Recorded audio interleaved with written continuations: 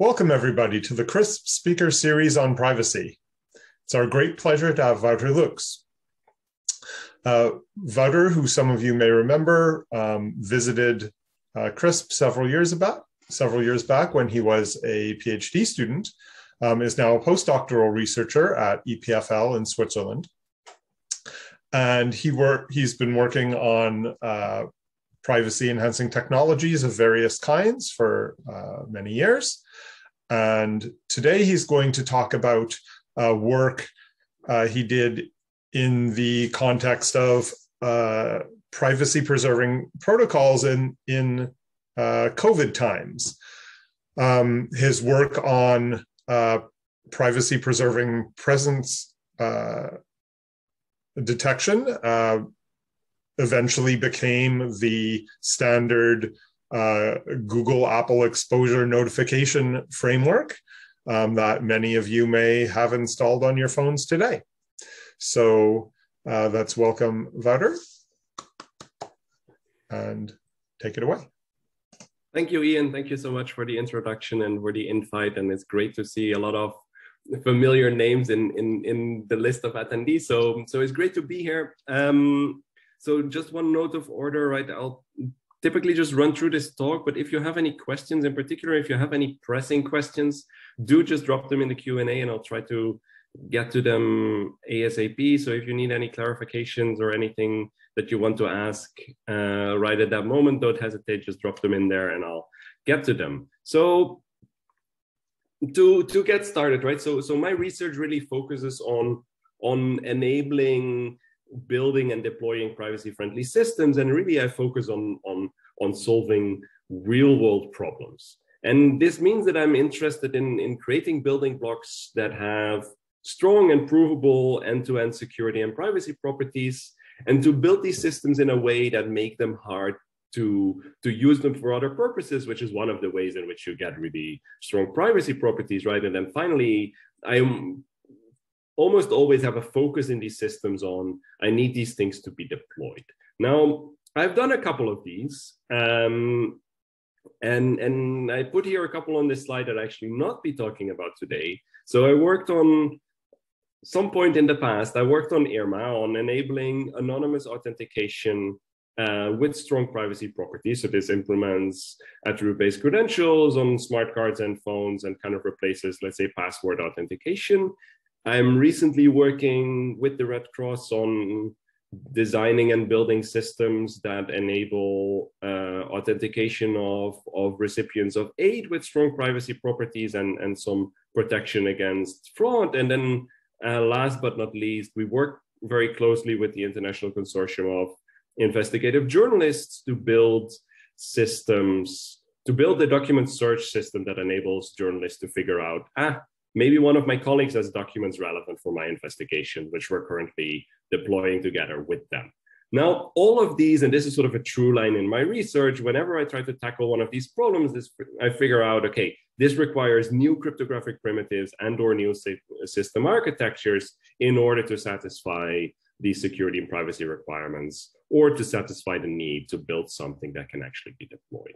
Now, today, I will actually be talking about two systems that I have been working on very closely in the context of Switzerland, but also, as we will see more broadly, that aid with pandemic mitigation. And these two systems, first of all, is a contact tracing system for close proximity. And this is indeed the one that hopefully most of you have installed on an app that is currently somewhere near you. And these apps try to detect people that have been close enough for long enough to a positive person and then try to send a notification. And the typical mechanism to do this would be to use Bluetooth low energy beacons as a proxy of proximity. So this is one of them that I will be talking about today. The other one that I'll be talking about today is slightly different, is that at some point we figured out that this proximity of 1.5 or 2 meters really is not enough to really capture all potentially risky exposures to COVID-19. And we should also consider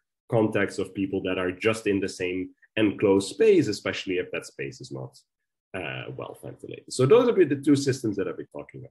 Now, the typical strategy that I've been using to to design these systems is this simple quote unquote four-step program. So here goes. First of all, we try and figure out what should this system do.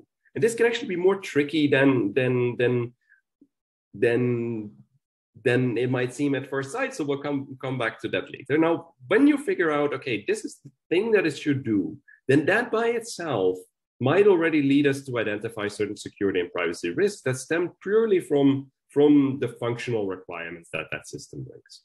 Then one might sit down and simply design a system that minimizes these risks and finally deploy that system. Now, obviously, this waterfall approach really doesn't work. There are a lot more arrows in this system. So let me run through a couple of these that I just want to highlight here, and that will then come back to as this talk progresses. So first of all, it might be that once you identify security and privacy risks that are stemming from the functionality that you want to implement, you might actually come to the conclusion, sorry, but these risks that stem from what you want to do are really just too high, and maybe you should just not do it. Also, when you're trying to determine functional requirements, it is really useful to know what is actually possible in terms of designing privacy-enhancing technology so that you can offer alternatives that might do the same thing, but are a lot less invasive. Now, once you then design a system, obviously the design of the system and the way you build that might introduce new risks that you then need to account for. And last but not least, and we've seen a lot of these in the context of designing these contact tracing systems, is that the fact that you need to deploy these and the fact that you might need to deploy them, in this case, on mobile phones by itself, again, brings a heck of a lot of constraints that one needs to take into account, but also new risks that one needs to take into account. Now, when I started working on this in March 2020, this is when my life got a little bit crazy for the subsequent 6 months, is this notion that really manual contact tracing was completely overwhelmed. Like, this is an intensive process, is a process that is not particularly complete, it will miss a lot of cases, and also doesn't scale particularly well, right? You need trained personnel in order to scale that up. Now, at the same time, there was a lot of political pressure to please do something. Kind of doesn't really matter what, as long as you can be seen doing something, because lockdowns, as we all know, are horrible, and from an economical side, they're also pretty expensive. And then finally, we were seeing in Asia a lot of solutions already being deployed, for better or for worse, typically with not particularly good privacy concerns, but at least people were rolling them out. So the question really is, okay, can we build systems that help with pandemic mitigation? Now, just to make sure that we're all on the same page, the idea of manual contact tracing is really to stop the spread of the virus. So what does this mean? Once contact tracers identify a COVID positive person, they try to identify all the people that might have been in contact with this person, and then tell them to either quarantine and get tested. And what that does is that if those people turn out to be positive, or even if they don't, but they stay home and quarantine, they can then not go on and infect other people. And that is one way in which you can reduce the spread of the virus in this case. Now, when you were to ask contact tracers, what do you need? And we have done this, so I have some idea of what they would answer. Typically, the answer that you would get is a tendency to digitize existing processes. So they might tell you, we need names and addresses of contact people, right? Because that is what they do in their typical process, and then they will call these people. And notice that this doesn't necessarily address the underlying problem of mitigating the pandemic, okay, or even slowing down the spread of the virus, right? This is really a process-oriented answer. And what we did in these conversations, both with contact tracers as well as with epidemiologists, is ask, okay, suppose we were to do this slightly differently, can we then both be more effective as well as more privacy friendly? And so what we settled on for these digital contact tracing systems that I'll be talking about today is that we're going to design systems that notify people. So the focus is really also on notification rather than identifying contact information of people that were close enough and long enough. And notice that by making a system that automatically does this notification, you both get a system that is more efficient as well as a system that is more privacy friendly, right? Because now humans and human contact tracers are no longer. So in order to make this shift, right, you need to know, or at least have some belief that one can actually pull this off. So this is one of these arrows that I was talking about earlier. Now, the other interesting thing that pops up, that once you fix this purpose, okay, like the purpose of these digital contact tracing systems that we're going to be talking about today is to notify people that were close enough and long enough to a positive individual. Okay, now, given that purpose, might we be able to identify some risk, like some security and privacy risks that stem from that? And the answer is yes, right? Like really, if you think about what the system needs to do, right? This system, at some point, somebody will test positive, and then it needs to be able to notify past contacts of this person and tell them, please quarantine. So this means that however you build this system, however you actually do the implementation, the system must embed social contact information, like interactions between people, because that is what you need in order to determine who to notify. So just the functional requirement of being able to notify contacts tells you, ooh, we're dealing with social interactions, we're dealing with social graphs. So for privacy risk, you immediately see, okay, that is potentially risky.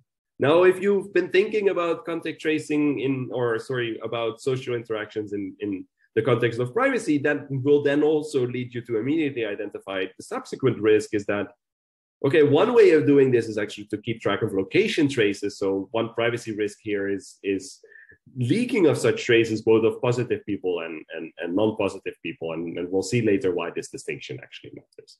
And then finally, obviously, the system needs to deal with who in the end turned out to be positive or not. And that means that there might be a risk of identifying who is actually positive. And now I hope that most of us in this room here today are kind of nice citizens and would by themselves tell their friends, colleagues, and other contacts, hey, I tested positive, you should take precautions. That is not necessarily the case everywhere. In particular, this might be very stigmatized, right? Like you might not actually want to be known as the people that infected your neighbor. So this is definitely a risk. Now, once you start thinking about these things, and we did a very extensive risk analysis, the link is at the bottom of this slide, you figure out that actually this risk is in some sense fundamental. This risk cannot completely be avoided. And if you want to know why, think about just me meeting only one person in a period of 10 days and then receiving a notification. Now, obviously, the only reason why I could have received that notification is because I was in close proximity to that one person, and therefore that one person must be positive. And so this really is an inherent problem to wanting contact tracing functionality with notifications, and there's really nothing you can do about that, contrary to what many people were shouting at us at that time. What they were also shouting at us is that, look, these concerns are there, and these concerns might be valid, but even if our system somehow has a risk of these things, we would never really abuse any of that. And then, so this was March, April 2020. Then, of course, if you start looking at the newspapers just a couple of months later, right, you do see that actually a lot of these contact data are actually being abused. And I think for privacy researchers, that doesn't really come as a surprise, in the sense that essentially any data that is available, at some point somebody will come along and try and use that data for other purposes, right? So here is just an example: the German police asking for contact lists that were gathered by restaurants, because that's always good for fighting crime. In Singapore, this, by the way, is a very interesting Twitter thread. They promised, yeah, we're gathering a lot of data because their implementation is not that privacy friendly, but we will only use this for contact tracing, except that the police asked for this data, got that data, and was using that for other purposes. Like slightly outside of the law enforcement perspective, right? You also see that bars and restaurants have been using this data either for monetary gain or just to harass people, because apparently that is what people do. So these risks are real, right? That is what I want to drive home. These risks are not just living in my sort of paranoid privacy imagination. These risks, then essentially all of the ones that we identified subsequently came to pass. So now let's talk about this specific system that we built for proximity tracing. And proximity tracing really here means close enough and long enough. And how does this system do this? The system uses the fact that when a phone transmits a Bluetooth low energy beacon, a phone that is nearby will receive that beacon with a sufficient signal strength. And that is what allows these phones to determine, okay, this was actually transmitted by somebody that was close by. Now, my guess is most of you have seen kind of how the system works, but I'm going to run you through it anyway, just sort of roll at the same point. So what do phones do that have this DPTT proximity tracing system installed? Now, every phone will be broadcasting beacons. These beacons rotate every 10 to 15 minutes and are completely random. So this phone here is transmitting this beacon. Nearby phones will receive these beacons and add them to a list of scene numbers. And all these phones do this. So for example, this phone receives the beacon from the blue one, again, adds it to the list of scene numbers. And what you see here happening is that this list of scene numbers that is stored decentrally on each of these phones captures in a decentral manner interactions between people. Okay, like if this phone stored this number transmitted by person A, that sort of reflects an interaction between these people. So how do we now do contact tracing? We do contact tracing by marking some of these beacons as having been transmitted by a positive person. In a little bit more detail, when somebody gets tested positive, their testing center or hospital that actually performed the test will send an authorization code to this phone. Details of how to do this massively differ from country to country, but this is the general idea. The phone will then use that authorization code to make an upload to a central server. And this upload will include the list of beacons that this phone has been transmitted. This server will aggregate all these lists, send them to all the other phones in the system. Now, what these phones do is very simple. They take the list of beacons that they saw and intersect that with the list of beacons that have been marked as coming from a positive person. If there is an overlap, right, if this intersection is non-zero, that means that at some point in the past, this phone was close to a person that was positive. Then this phone does some computation based on signal strength and duration to determine an exposure. If this exposure is high enough, they will notify the user. Now, let's see how we did with this relatively simple protocol, and I simplified it a little bit. The big difference really in different versions of this protocol, and for example, what Google and Apple in the end ended up implementing is uploading this entire list and then downloading this list at some point gets you into bandwidth trouble, so they do a little bit of compression here. Other than that, these things are by and large the same as I presented them here. So why does this get you good security and privacy properties? And in particular, why does it get you good privacy properties? Now, remember, one of the concerns that we were worried about is that a system like this might leak social interactions between individuals. Now, it turns out that anything that is even remotely related to these social interactions, namely this list of scene numbers, are stored on the device only and never go anywhere. So there is no leakage of social interactions. Now, for location traces or being able to trace people that are non-positive are just transmitting these randomized beacons, and proper implementations will actually synchronize that with Bluetooth MAC rotations. So it is really hard to track people based on these beacons by themselves. So non-positives, tracking is not possible. Now for positives, remember that this list is being uploaded, this list of beacons that they have transmitted. Now, depending on how you implemented this, and we proposed several versions, and Google and Apple implemented one of them, it becomes a little bit easier to follow somebody around because the beacons transmitted by positive individuals become linkable. And so this depends a little bit on implementation, but is typically possible. And then finally, because you can track people, you might also be able to identify positive people. Now, remember, identifying positive people is always possible because of the fundamental requirement to do notifications after being in contact with a positive person. It does become a little bit easier in this particular case. Now, you might realize, okay, this protocol is really simple. And this protocol also had to be simple because we were designing this in what was essentially a period of a couple of weeks. And this simplicity makes that it was actually fast to develop and implement and also easy to analyze. So this protocol, essentially, as I presented to you now, got adopted by Google and Apple as part of their exposure notification framework. And as such is now used in over 40 countries and states. And my guess would be over 100 million users, including Swiss COVID in Switzerland, Corona Warn-Up in Germany, as well as the Canadian version. And here are a couple of images that indeed has COVID alert there. Excellent.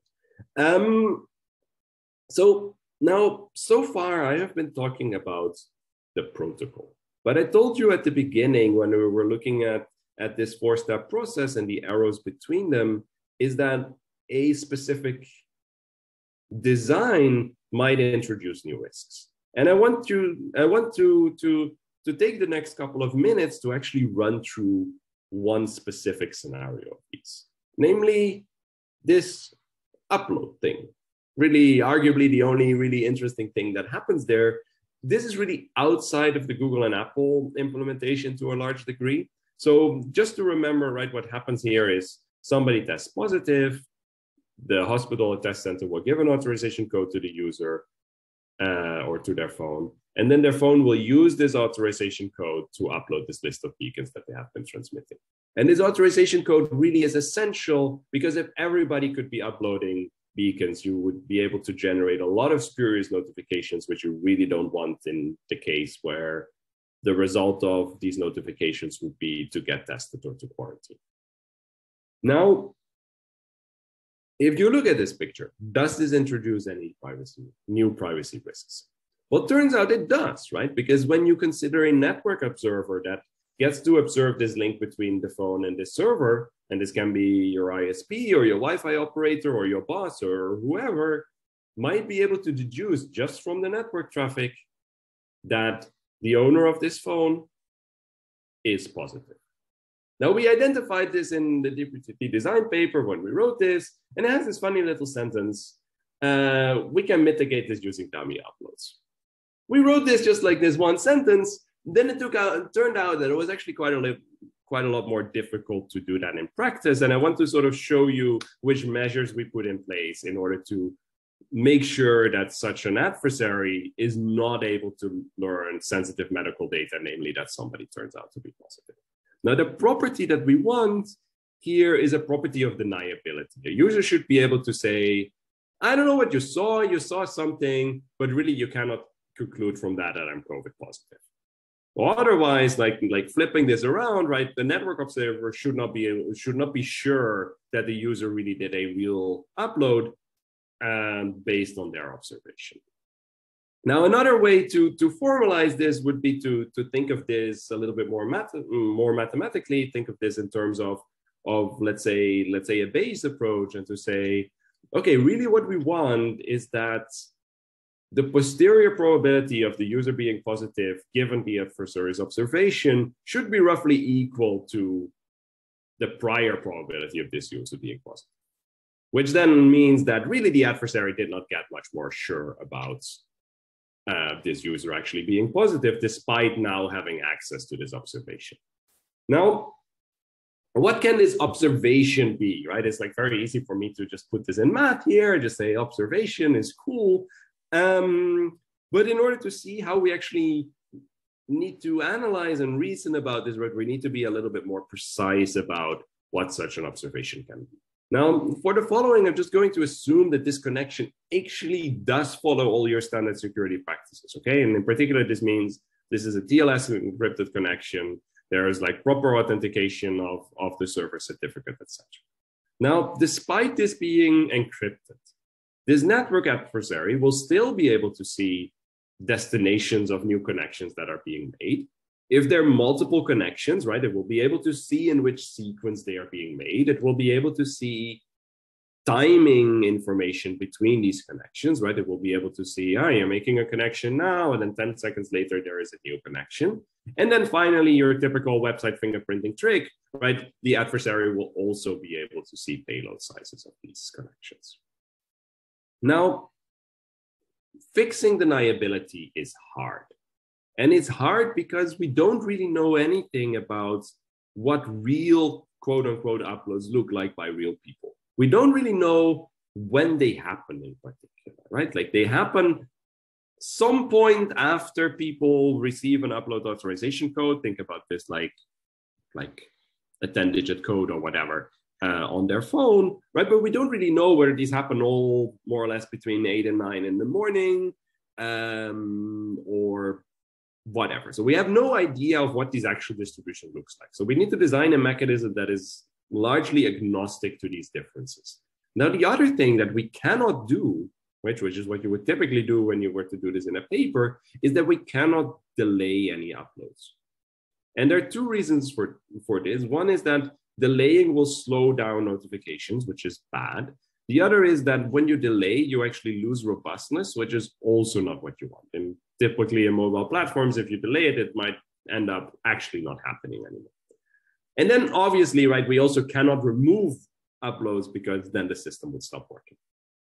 So the key idea now is that, okay, if we cannot delay them and we cannot remove them, then all that we can do is add extra uploads that really look like real uploads, thereby creating uncertainty for a network observer that observes some upload action. Now, in order for that uncertainty actually to work, right, they really need to be indistinguishable or a good cover for what a real upload is. So what we decided to do is to schedule these follow-up Poisson distribution, and we scheduled these roughly to be around once per 5 days, but really these parameters might differ depending on really what is the level of deniability that you want. Like this gets you to within, let's say, a 1 in 100 or 1 in 25 posterior probability, which we thought was reasonable. Your mileage may vary in this case. Now, it turns out that getting this right in practice is really difficult. So we looked at the Spanish implementation at some point. Turns out that they got the scheduling wrong, which led to an ICVE. We also fixed a couple of times the implementation in Swiss COVID itself. And we've been looking at some other implementations that also have interesting artifacts that will appear in a paper near you, hopefully in the not so far future. What I would like to show you in the next couple of slides is one of the reasons why getting this right is hard. And really getting this right is hard because of practice, right? Getting this right is not so hard on paper. Getting this right is hard because the implementation and deployment reality of such a system might not be what you envision at first sight. So here is how, and fair is fair, this is actually a slightly simplified version, but here is how the Swiss implementation of this system works. For organizational reasons and maintenance reasons, there are actually two different servers in the Swiss system. One server that takes care of uploaded lists of keys, and one server that takes care of upload authorizations. And these are managed by different teams. And the reason is that this one is managed by the Swiss government in order to figure upload authorization. This one is maintained by the company actually building the app. And this separation also makes sense from a software deployment point of view, right? These are nice microservices. This one does upload authorization and issuance of codes. This one does accepting uploads. Makes total sense. So how does this now work? When somebody tests positive, the doctor or the test facility will request an upload authorization code, convey that to the user via some out-of-band channel. The user will enter that upload authorization code in their phone, typically a 12-digit code or something of that form.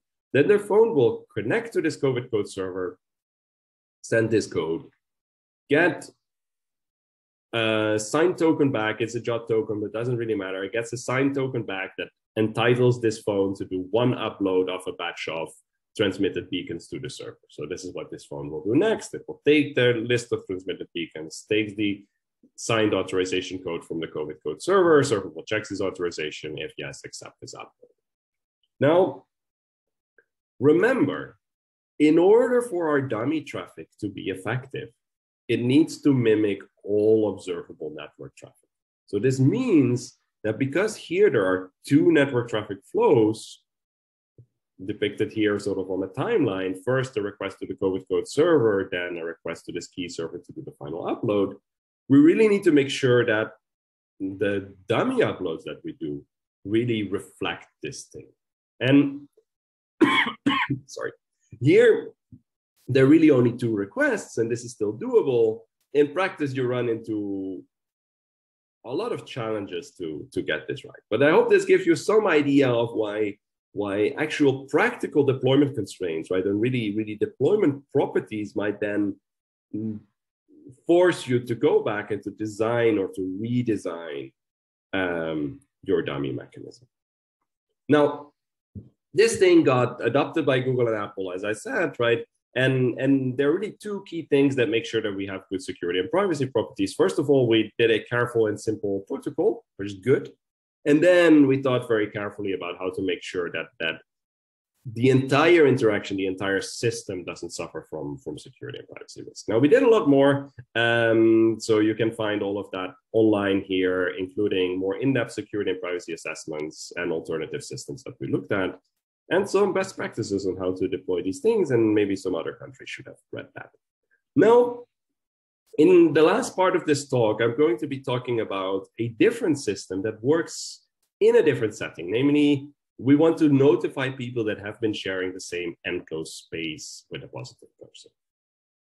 So again, starting out from what should this thing do, we're doing the same thing. Okay, our goal is again to notify people, but obviously now people that have been sharing the same indoor space with a positive person. And then in conversations with health authorities, we figured out that really they wanted to be in a loop, and they wanted to be in the loop for the reason that the underground rave in the middle of the night in the basement is a lot more risky transmissible environment than like a high dining seated table service situation. Okay, and they might send situations, they might want to send notifications for the rave and not for the dining situation. And finally, we wanted to build something that is easy to deploy.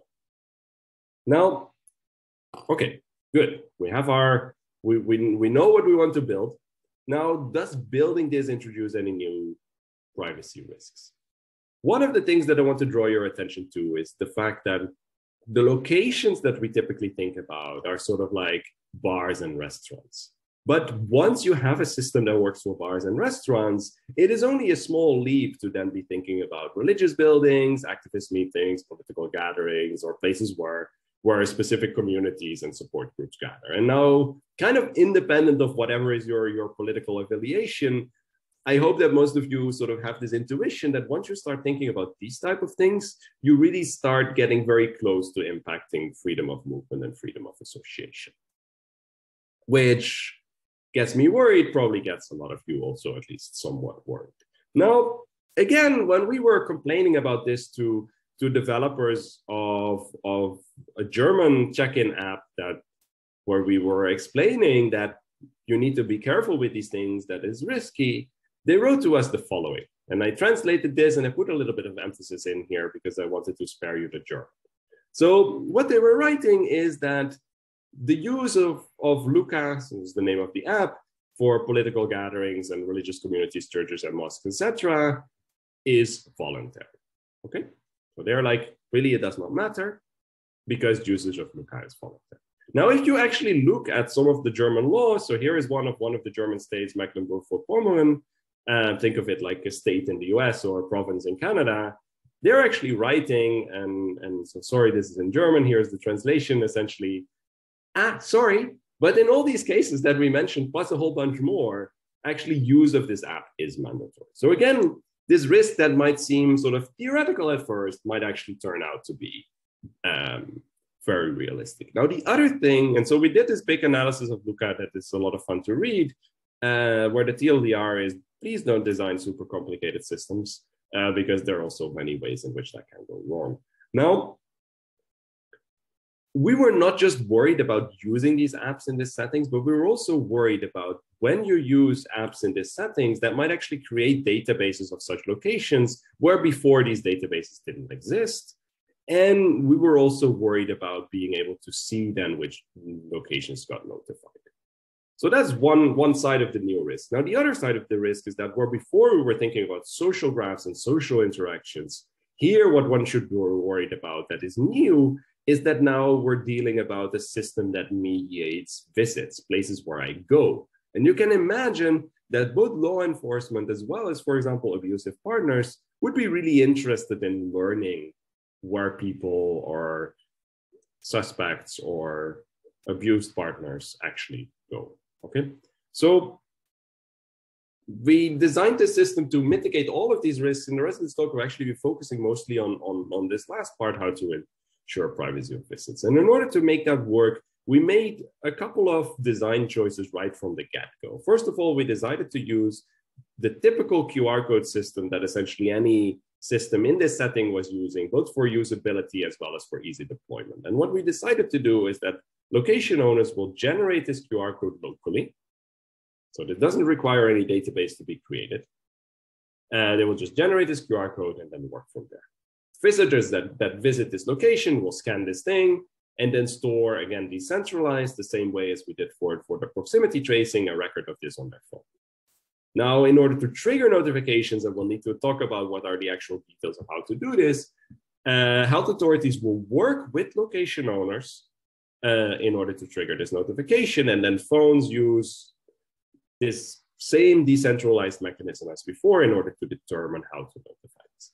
Now, I know I'm fully aware that I'm actually not giving you any details at this point, but I want you to realize that just by taking this general outline of how this thing should work, we're already fixing quite a lot of these requirements that we started out with. Health authorities are in the loop. It's relatively easy to deploy, right? You only need to do is find a printer and print a QR code or find a friend that has a printer. It doesn't create any new databases of locations. And so that leaves us with a couple of privacy properties.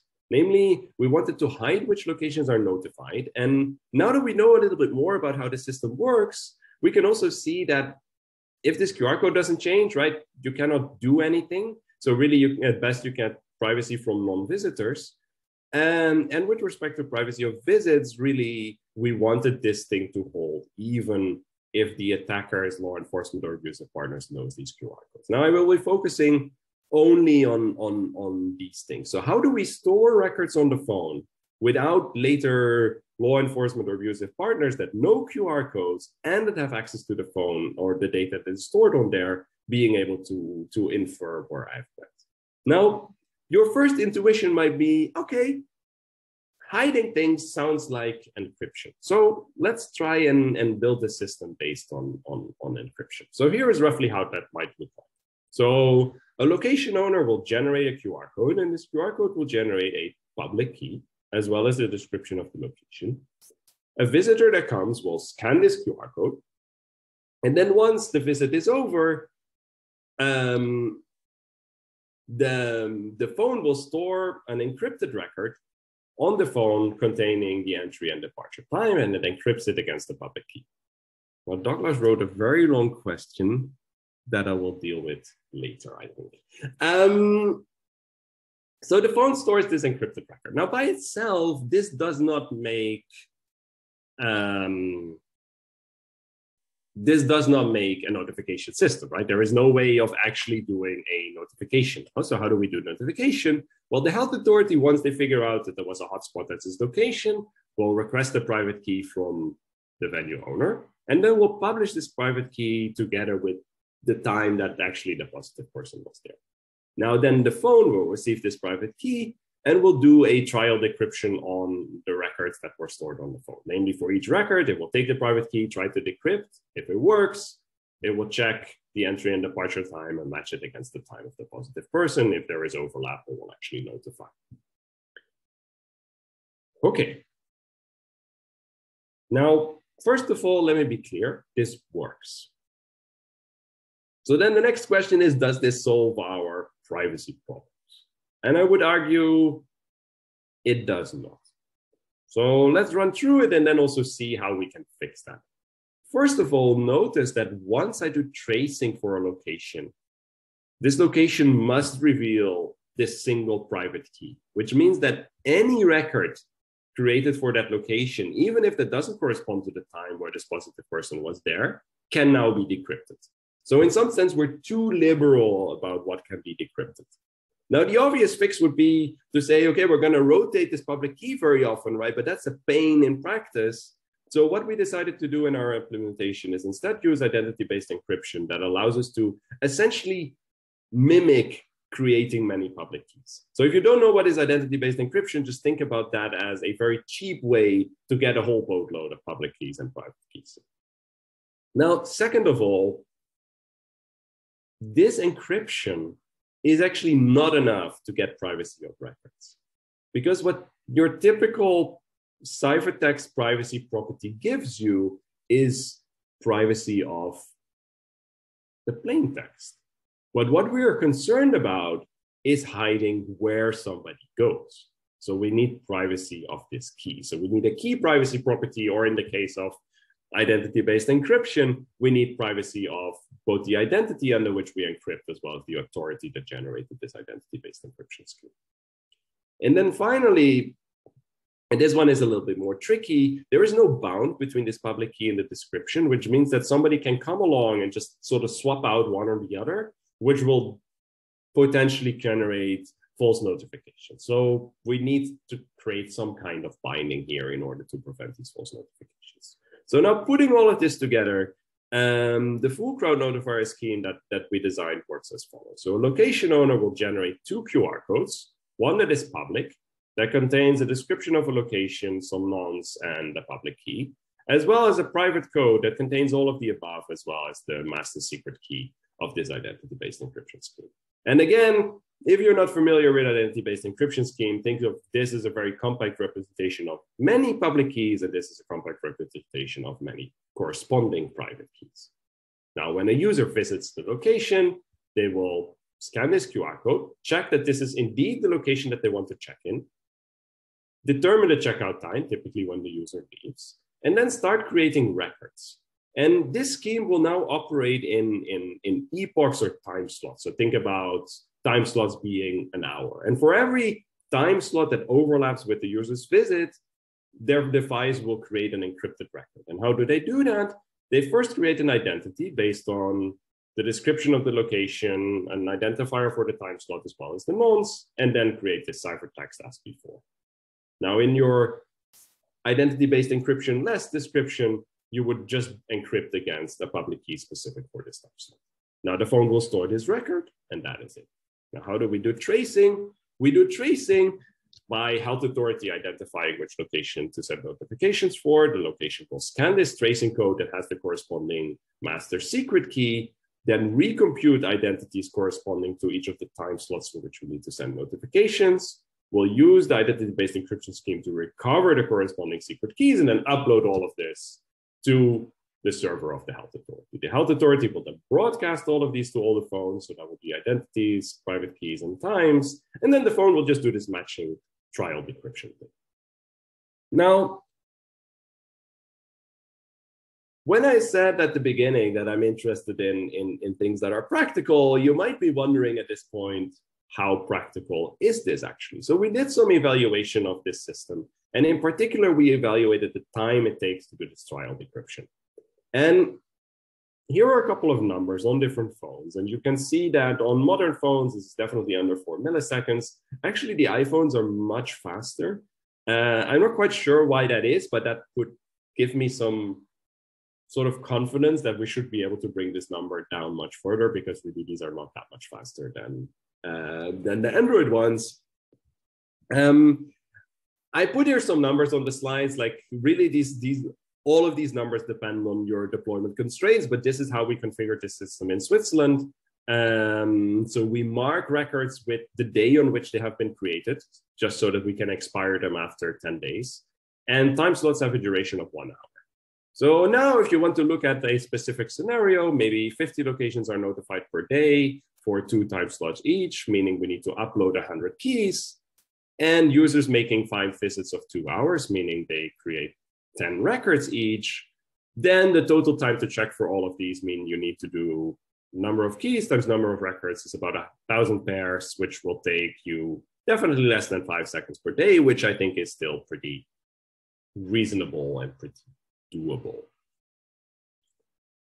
Good. Now, this version of CrowdNotifier, actually a slightly different version of CrowdNotifier, was deployed also as part of Swiss COVID in Switzerland only, which has around 2 million active users, actually at the moment slightly less.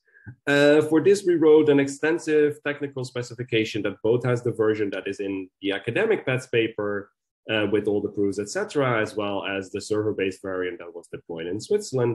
If you're interested in any of this, just follow this link and you'll be able to find all of these, including reference implementations. So I ran you through these 2 systems, right? And what I want you to take away that really it requires sort of careful end-to-end analysis of what do we want to build, what are the risks and what are the constraints in order to design these systems. And you really need to look at all these layers so that you capture both cryptographic effects as well as effects of network design.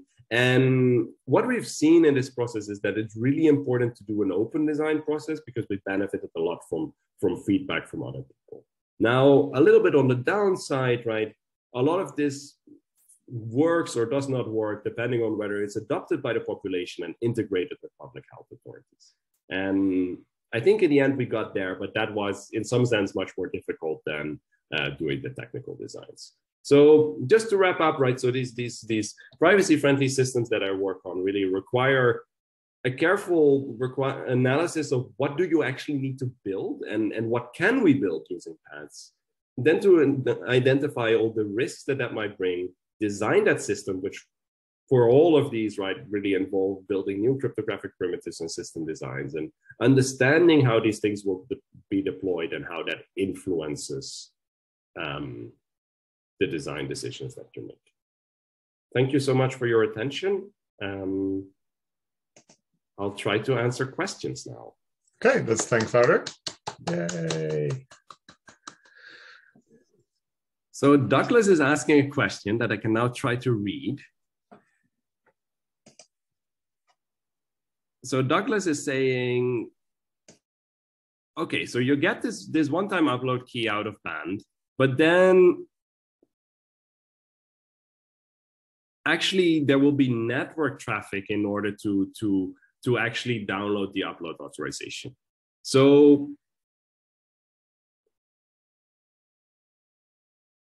and Douglas is then asking, okay, if you actually, in order to get your upload authorization code or whatever that is in your specific national implementation, there will be network traffic before this dance that I described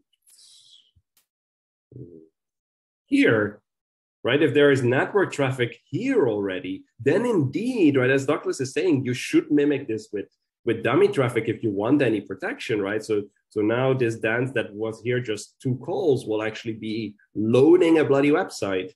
And I fully agree that this is very, very, very hard to do. And I would actually argue you should probably not do that if you want to provide protection of this type of thing, right? So I think is really, and this is one of the reasons why we see that these things are difficult, right? Is that the moment you start loading websites or the moment you start doing more complicated things, it just becomes very, very difficult to mask that using dummy traffic, because website loading really is not made for hiding using dummy traffic. It's just or even just mitigating using dummy traffic, just very difficult. But that's a great question. Thank you. I have a question. Yes. If you could just pop to, I think it was 39. 39, yes. Right, so this nonce worries me. Okay. So if you generate a random nonce, how is somebody going to generate this ID? Like on the next slide, it says recompute ID.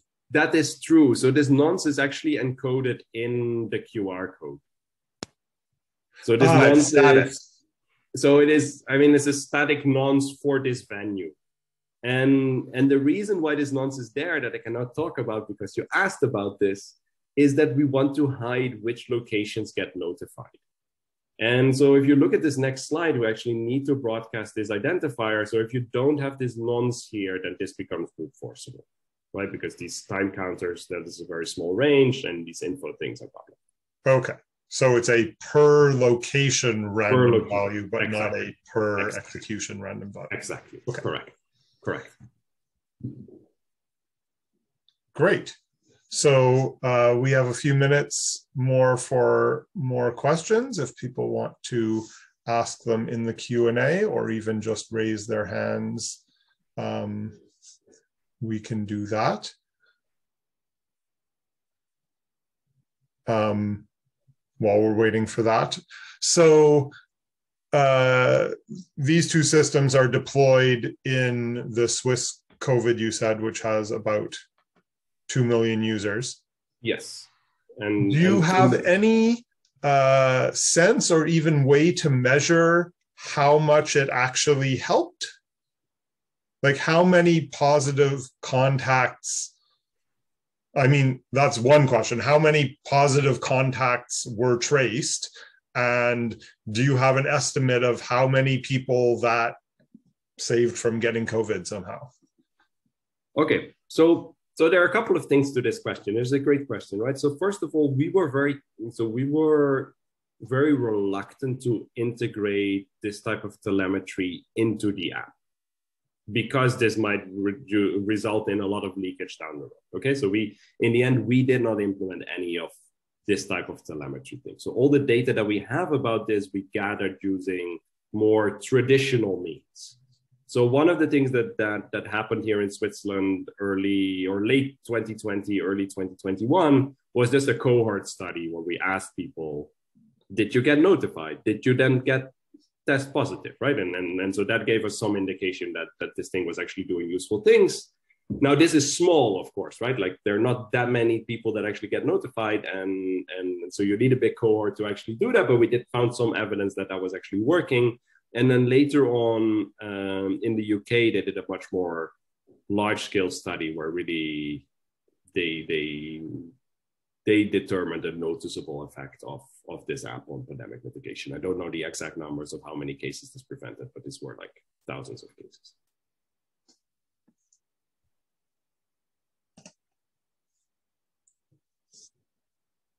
Good. There are a couple more questions in the Q&A. You can take So them. Andreas is asking how helpful they are and has this been overestimated? I think, look, what I would say to this, and I think that is something that is important to realize, that particularly when we started building all of this stuff, we had no clue whether any of this would work, right? Like at all. Like there were some simulations that suggested this might work, but no practical evidence whatsoever. So it was important for us to design a system that if you're then going to roll this out to millions of users, you better make sure that you do this in a privacy-friendly manner, which is what we did. And that allows it to largely mitigate any sort of downsides of using this system, right? So I think now the question is, okay, there are not a lot of downsides to using this system. So then does it really matter if it's super effective or not? And I don't think it turned out to be super effective, but I do think it turned out to have a contribution. And considering that there are very few downsides to the system, that seems to be a reasonable trade-off.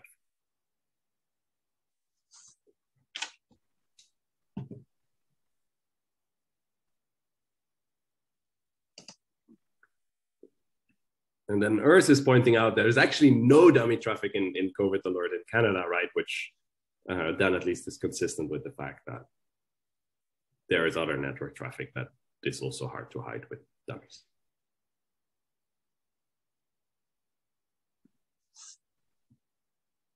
Any other questions?